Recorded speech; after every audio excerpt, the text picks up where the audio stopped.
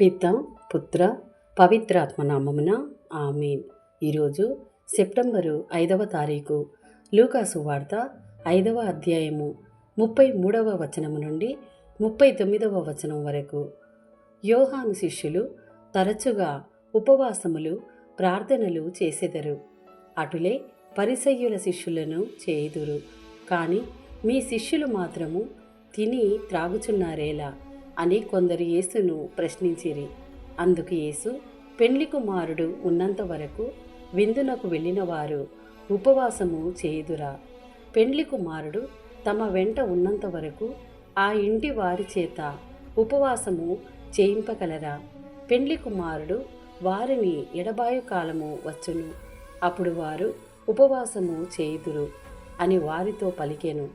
యేసు వారికి ఇంకను ఈ ఉపమానమును చెప్పెను. పాత గుడ్డకు మాసిక వేయుటకు క్రొత్త గుడ్డను ఎవరు చింపుదురు? అట్లు చేసిన ఎడల క్రొత్త గుడ్డ చినిగిపోవుటయే కాక అది పాత గుడ్డకు అతుకు పడదు. అట్లే క్రొత్త ద్రాక్షారసమును పాత తిత్తులలో ఎవరు పోయరు.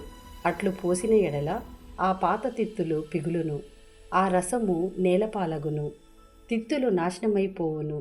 కనుక కొత్త రసమును క్రొత్త తిత్తులలోనే ఉంచవలెను.